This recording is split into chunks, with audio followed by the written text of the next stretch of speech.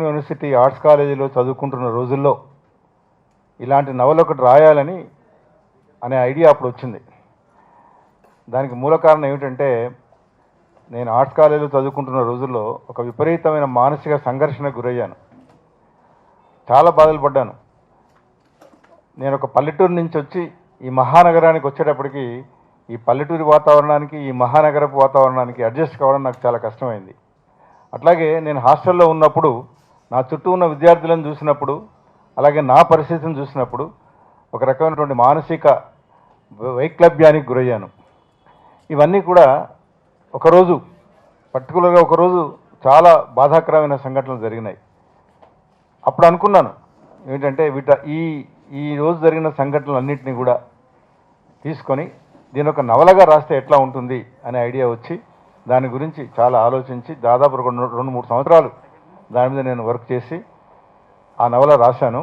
69లో ఆ నవల వెలుగు చూసింది. అంటే ఇప్పుడు దాదాపు 45 సంవత్సరాలు అయింది.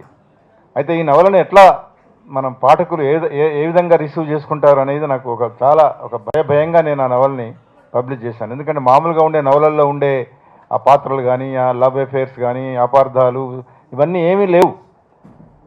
ఒక విద్యార్థి మానసిక సంఘర్షణే ముఖ్యంగా దీంట్లో ఉంటుంది. ఈ నవలను ఎట్లా రిసీవ్ చేసుకుంటారు అనుకుంటే నాకు చాలా అద్భుతమైనటువంటి రెస్పాన్స్ వచ్చింది. ఆనాటికి ఈనాటికి 45 సంవత్సరాలు పూర్తయినప్పటికీ కూడా ఇవాళ చదువుతున్న విద్యార్థులు కూడా ఈ నవలని వాళ్ళ హృదయాల్లోకి తీసుకుంటున్నారు. చాలామంది ఏమంటారంటే, మా జీవిత గమ్యాన్నే మార్చింది ఈ నవల అని నాకు చెప్పిన వాళ్ళు ఉన్నారు. కొన్ని వందల మంది, వేల మంది. ఎందుకంటే ఒక పేద విద్యార్థి వాడు చదువుకోవాలన్నటువంటి ఒక బలమైన కోరికతో ఏ రకంగా వాడి జీవితాన్ని మలుచుకున్నాడు, ఏ రకంగా ఆ పేదరికాన్ని అధిగమించి వాడు తనను తాను ఒక మంచి పౌరుడిగా, ఒక మంచి ఒక ఉద్యోగిగా ఎట్లా రూపొందించుకున్నాడు అనేది నవల్లో చూసి మేము మా జీవితాన్ని మార్చుకున్నామని చెప్పిన వాళ్ళు చాలామంది ఉన్నారు. అయితే ఈ నవలను చదివిన చాలామంది, కొంతమంది సినిమా వాళ్ళ దృష్టిలో కూడా ఈ నవల పడింది. కనీసం ఒక 5-6 ఈ నవలను సినిమా తీస్తే ఎట్లా ఉంటుంది అని అన్నారు. మేము తీస్తామని కూడా అన్న వాళ్ళు ఉన్నారు. కానీ చాలామంది దీన్ని సినిమాగా తీయడానికి భయపడ్డారు. అట్లాంటిది ఇవాళ Prabhakar Jaini himself is a writer. ఆయన 5-6 నవలలు రాశాడు, కథలు రాశాడు.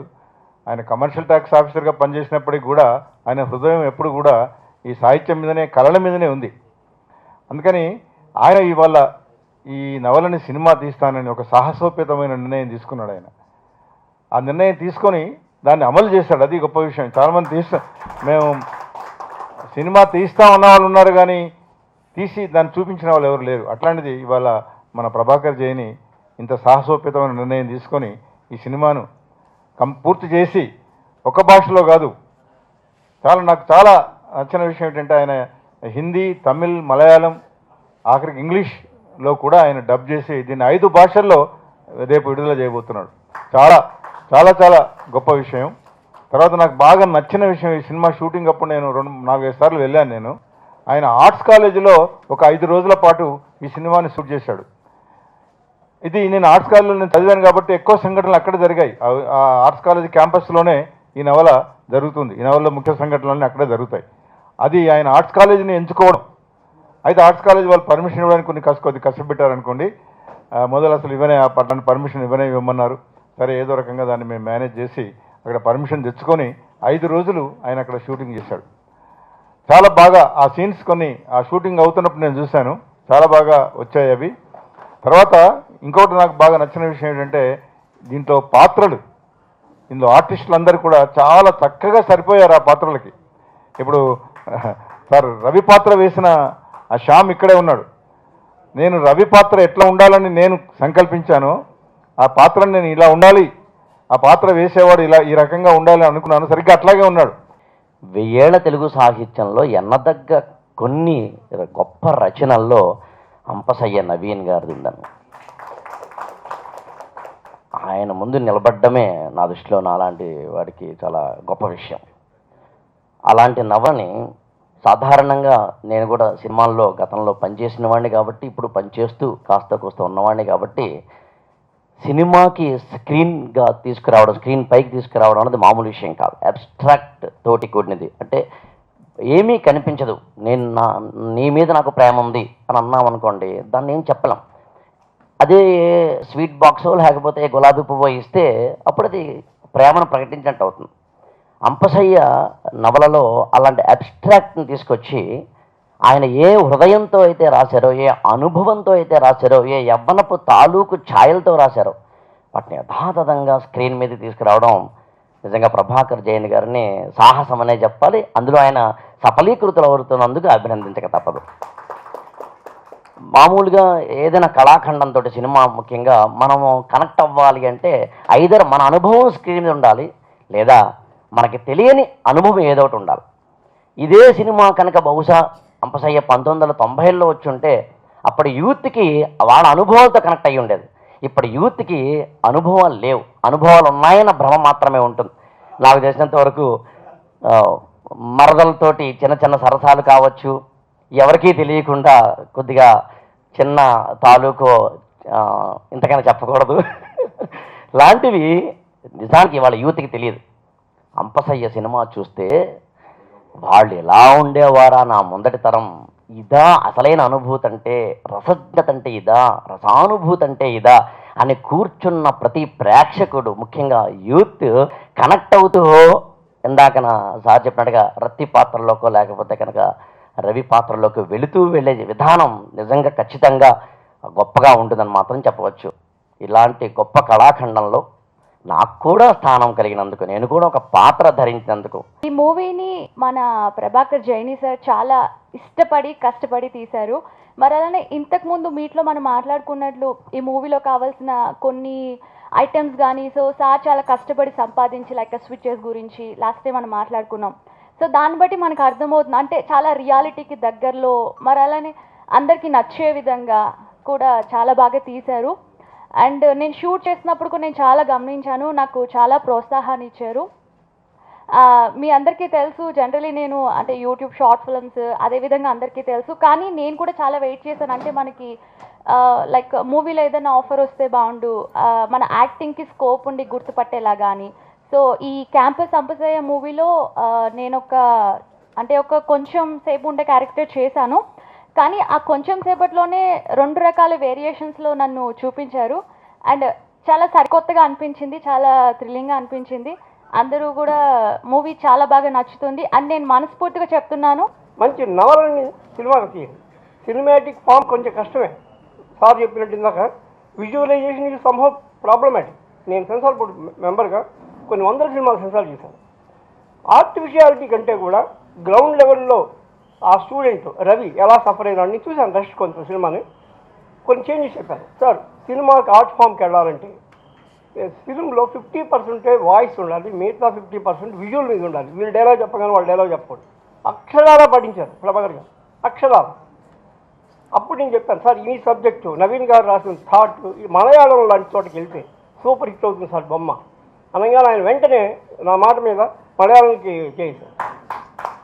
ఏంటండి సార్ చిన్న విన్నపం రమణాచారి గారు, ఇలాంటి సినిమాలు వచ్చినప్పుడు ప్రభుత్వం కమర్షియల్గా ఓకే అవుతాయా లేదా సెకండరీ విషయాలు. అవి సినిమా మౌత్ టాక్ మీద నడుస్తుంది కానీ వాల్ పోస్టర్ మీద ఉన్న వాటి మీద నడవదు. ప్లస్ మీడియా వాళ్ళు ఎక్కువ కనుక దాన్ని కానీ ఎలివేట్ చేసి great novel has become a good film అని వాళ్ళు ఎలివేట్ చేయగలిగితే media will play more role than anything else on the earth. ఈ ఆడియో లాంచ్ ఇంతకుముందు తెలుగులో ఒకసారి జరిగింది, తెలుగు తమిళ్ మలయాళం సాంగ్స్ రిలీజ్ చేశాము. కానీ ఆ రోజు రమణాచారి గారు రాలేకపోయినారు. ఆ రోజు నుంచి నా మనసులో ఒక వెలితి ఉందన్నమాట. ఇంతవరకు నేను రాసిన నవలలలో అన్నీ కూడా సారే రిలీజ్ చేశారు. నేను జగిత్యాల్లో ఉన్నా, వరంగల్లో ఉన్నా, హైదరాబాద్లో ఉన్నా సార్ చేతుల మీదుగానే అవన్నీ విడుదల చేయబడ్డాయి. కొన్ని నవలలకు సార్ కృతి భర్త కూడా. అట్లాగే ఇంతకుముందు తీసిన 2 సినిమాల్లో కూడా అమ్మా నీకు వందనంకు సార్ వచ్చారు. తర్వాత ప్రణయ వీధుల్లో పోరాడే ప్రిన్స్ అనే సినిమాకి రావడమే కాకుండా సార్ ద్విపాత్రాభినయం చేశారు మా సినిమాలో. కాకతీయ మహారాజుగా, కాకతీయ వరంగల్ జిల్లా కలెక్టర్గా. అందుకని ఆ వెలితి ఉంది. అంపశయ్య సార్ ఆశీర్వచనం లేకుండా బయటికి పంపే ఉద్దేశం లేదు నాకు. అందుకని లక్కీగా దాన్ని హిందీలో కూడా తర్జుమా చేయించి, అనువాదం చేయించి హిందీ సాంగ్ సార్తో వాళ్ళ రిలీజ్ చేస్తున్నాం.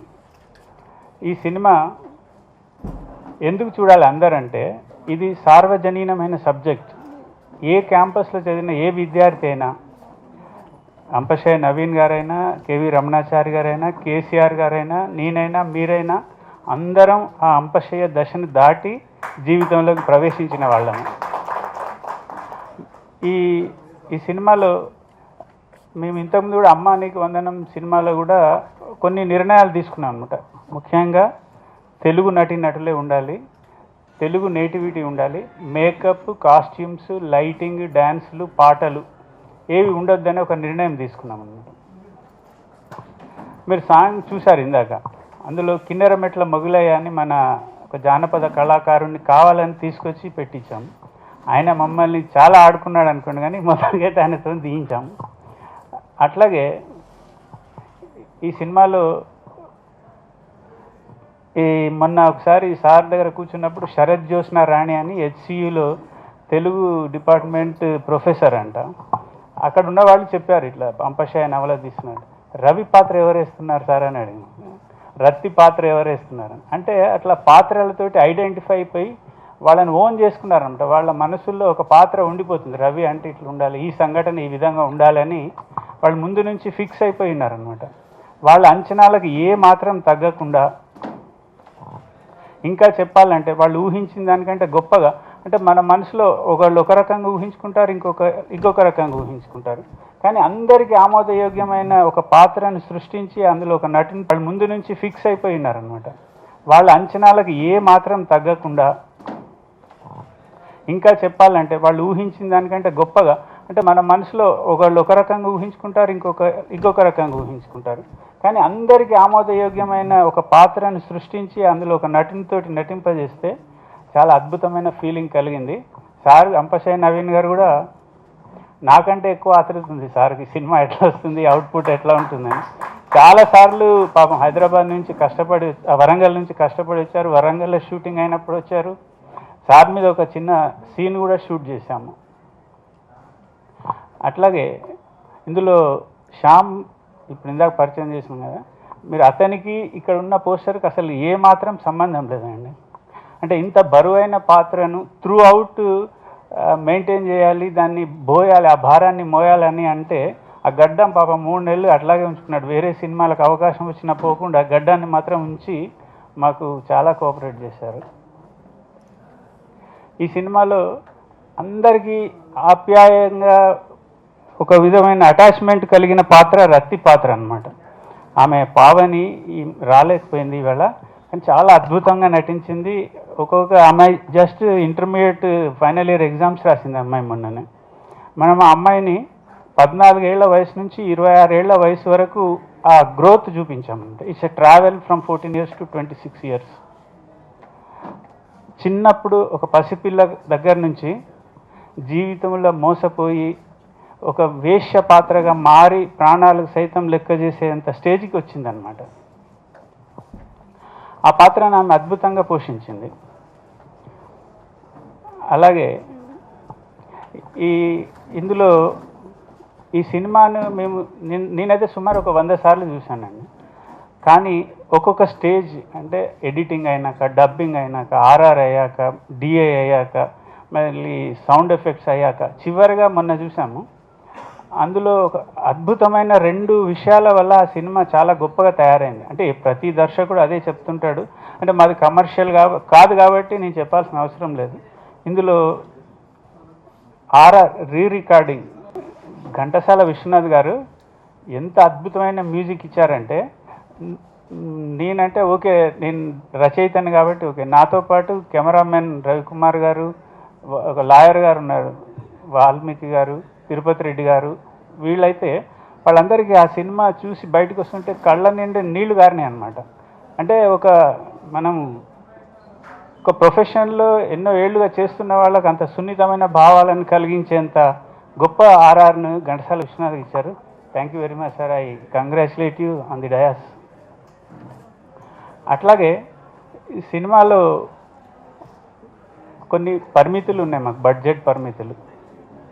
ఆ పరిమితుల్లోనే మనకు అద్భుతమైన నాకు చాలా నమ్మకం ఉంది, అంటే గర్వం కాదు, నాకు ఆత్మవిశ్వాసం. మన తెలుగు యొక్క కమర్షియల్ ఫార్మాట్ సినిమాల ప్రభంజనం లోపల ఇది నిలిచి ఉంటే చాలా అదృష్టం, నిలవకపోయినా మిగతా భాషల ద్వారానైనా దీన్ని గొప్ప సినిమాగా తీర్చిదిద్దుతామని ఆశిస్తున్నాను.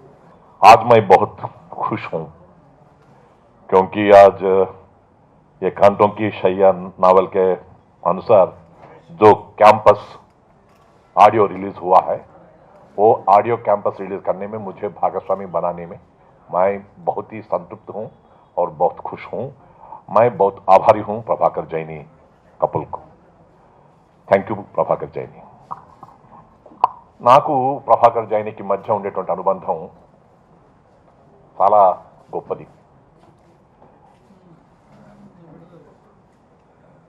పుత్రాదిచ్ఛేద్ పరాజయం, శిష్యాదిచ్ఛేద్ పరాజయం అని చెప్పని చిన్నప్పుడు చదువుకున్నాం. కానీ ప్రభాకర్ జైని చూసిన తర్వాత శిష్యాదిచ్ఛేద్ పరాజయం అనేటువంటి విషయాన్ని సాకారం చేసినటువంటి చిరంజీవి ప్రభాకర్ జైని నాకు విద్యార్థి అని చెప్పుకుంటే నాకు చాలా గర్వంగా ఉంది. వరంగల్ ఆర్ట్స్ అండ్ సైన్స్ కాలేజీలో నేను లెక్చరర్గా, కెమిస్ట్రీ లెక్చరర్గా పనిచేస్తున్నటువంటి రోజుల్లో వారు అక్కడ చదువుకొని వారు కూడా ఒక ఐఏఎస్ ఆఫీసర్ కావాలనేటువంటి అభిప్రాయంతో ప్రయత్నం చేసి కమర్షియల్ ట్యాక్స్ ఆఫీసర్గా స్థిరపడి ఆ తర్వాత మంచి సాహిత్యాభిలాషగా ఎన్నో నవలలు, కథలు రాసి పేరెన్నిక గన్ని మంచి ప్రైజులు సంపాదించుకొని వారి సాహిత్య సృష్టి చేసినప్పుడల్లా కూడా నేను అందులో భాగస్వామిగా ఉంటూ అమ్మ నీకు వందనం సినిమా తీసినప్పుడు కానీ, ప్రణయ వీధుల్లో అనేటువంటి దాంట్లో కానీ భాగస్వామిగా ఉంటూ ఈ నేను ఎంతో అభిమానించేటువంటి అంపశయ్య నవీన్ గారి యొక్క నవల ఆధారంగా వచ్చినటువంటి క్యాంపస్ చిత్రానికి కూడా ఆడియో రిలీజ్కి నేను రావాల్సింది ఉండింది లాస్ట్ టైం, కానీ రాలేకపోయినాను. I was also feeling very much in the heart of hearts. కానీ తప్పకుండా హిందీలో ఉండేటువంటి వర్షన్ని మీరు చేయాలి సార్ అని చెప్పని పిలిచి నన్ను ఎంతో గౌరవించినందుకు నేను కృతజ్ఞత సమర్పించుకుంటున్నాను ప్రభాకర్ జైనికి, చిన్నవాడైనా. ఇంతకుముందు ఒక మాట అన్నారు, కడియాలమ్మి చదివించడానికి ఆ కథలో అలా ఉంది, దాన్ని చాలా భావోద్వేగంతో మేము చిత్రీకరించినాము అని చెప్పని.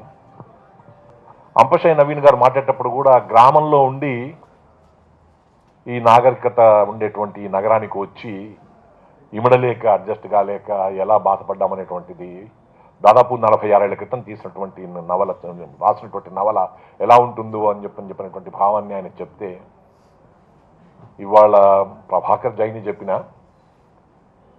అంపశయ్య నవీన్ గారు చెప్పిన, నేను చెప్పిన ఒక్క మాట మాత్రం నిజం. కష్టపడ్డ వాళ్ళంతా గొప్పవాళ్ళు కాకపోవచ్చు, కానీ గొప్పవాళ్ళైన వాళ్ళందరూ కూడా కష్టపడ్డ వాళ్ళే అనేటువంటి విషయం అక్షర సత్యం.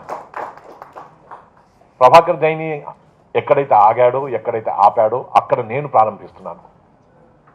నిజానికి ఇదే యూనివర్సిటీ ఆర్ట్స్ కాలేజ్లో క్యాంపస్లో ఎంఎస్సి చదవడానికి కోసం చెప్పి వచ్చినటువంటి రోజుల్లో ఉండేటువంటి పరిస్థితిని వారు భాగోద్వేగంతో చెప్పినటువంటి విషయం ఎవరికో కాదు, నాకు కూడా చాలా అనుభవవేద్యం.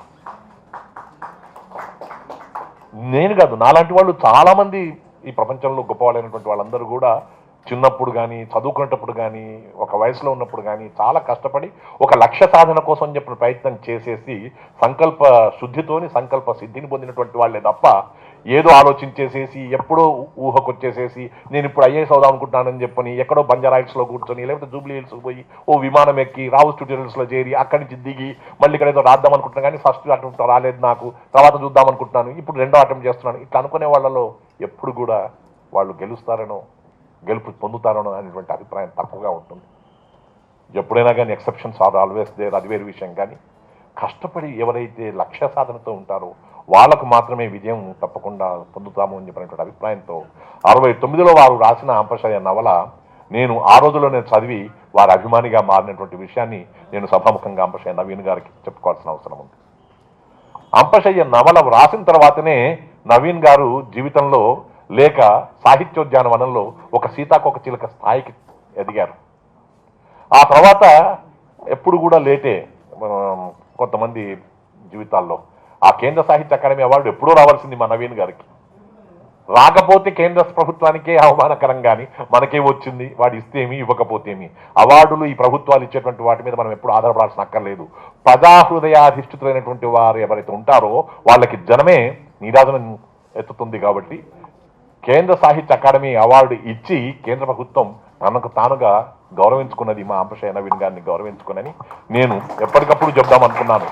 ఇవాళ క్యాంపస్ పేరిట అంపశయ్య నవల ఆధారంగా ఈ చిత్రాన్ని విడుదల చేయడానికి కోసం చెప్పని సిద్ధమైనటువంటి సందర్భంగా ఒక మంచి సాహసాన్ని చేసి ఒక మంచి ఉద్దేశంతో ముందుకొచ్చి ఈ చిత్రాన్ని తెలుగులోనే కాకుండా హిందీలో, మలయాళంలో, తమిళంలో కూడా, ఇంగ్లీష్లో కూడా 5 భాషల్లో నేను నిర్మిస్తున్నానని చెప్పినటువంటి ప్రభాకర్ జైని సాహసానికి నేను చాలా అబ్బురపడుతూ ఉన్నాను.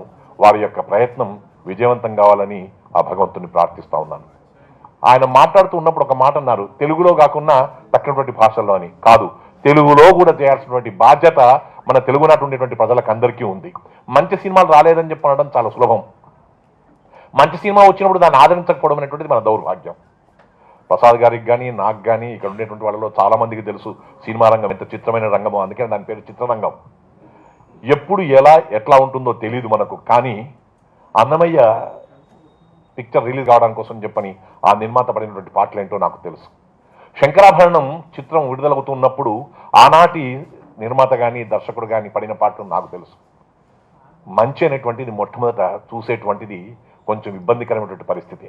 ఆ తర్వాతనే అది అందరి యొక్క హృదయాలను చూరగొంటుంది. కాబట్టి ప్రభాకర్ జైని మొదట్లో కొంచెం అంపశయ్య నవల ఆధారంగా వచ్చినటువంటి క్యాంపస్ పిక్చర్ కొంచెం ఇబ్బందులను అనుకున్నా, ఆ ఇబ్బందులను అధిగమించి తప్పకుండా మంచి చిత్రాల కోవలో ఉండేటువంటి వాటన్నిటిని కూడా అధిగమించి ఎలాగైతే బయటకు రావడానికి ప్రయత్నం చేస్తుందో ఆ రకంగా ఈ క్యాంపస్ చిత్రం విజయవంతం కావాలని చెప్పని కోరుకుంటూ, ఈ క్యాంపస్ చిత్రం విజయవంతం కావాలి అని చెప్పంటే ఉస్మానియా విశ్వవిద్యాలయం, కాకతీయ విశ్వవిద్యాలయం, నాగార్జున విశ్వవిద్యాలయం, ఆంధ్ర యూనివర్సిటీ వారు, అలాగే తెలుగునాట ఉండేటువంటి విశ్వవిద్యాలయాలకు సంబంధించినటువంటి విద్యార్థులందరూ కూడా పూనుకొని ఈ క్యాంపస్ని సక్సెస్ఫుల్గా నిర్వహింపజేయడానికి కోసం చెప్పిన ప్రయత్నం చేయాలని, యువత యొక్క దృష్టి దీని మీద పడాలని, యువత దృష్టి పడేలుగా ప్రభాకర్ జైని కృషి చేయాలని, ఇందులో పాల్గొన్నటువంటి హీరోగా శ్యాముక్ కానీ, తర్వాత మరో నాయికగా ఉన్నటువంటి పావని గారికి కానీ, ఇతర కళాకారులకు, తర్వాత నటీనటులకు, మా ఆకేళ్ల రాఘవేంద్రకి, అలాగే సంగీతాన్ని అందించినటువంటి ఘంటసాల విశ్వనాథ్కి, కెమెరామ్యాన్ యొక్క పనితనం అది చాలా గొప్పగా ఉంటుంది. సన్నగా ఉండేటువంటి వాడిని లావుగా ఉండేటువంటి వాడిని సన్నగా, నన్ను చూపించమంటే ఎలా చూపిస్తాడో తెలియదు రవికుమార్. కానీ తప్పకుండా మన ప్రసిద్ధుడైనటువంటి కెమెరామ్యాన్కి అది చాలా సాధ్యమవుతుంది. ఏం లేదు, అబ్డామినల్ పోర్షన్ చూపించకపోతే చాలు, మీరు గొప్పవారైపోతారు. అందుకని ఏదైనా అందరి యొక్క సమిష్టి కృషి వల్ల ఈ చిత్రం విజయవంతం కావాలని చెప్పని మరొకసారి కోరుకుంటూ, ప్రభాకర్ జైని దంపతులకు నా శుభాకాంక్షలు తెలుపుకుంటూ, అంపశయ్య నవీన్ గారికి నమస్కరిస్తూ సెలవు.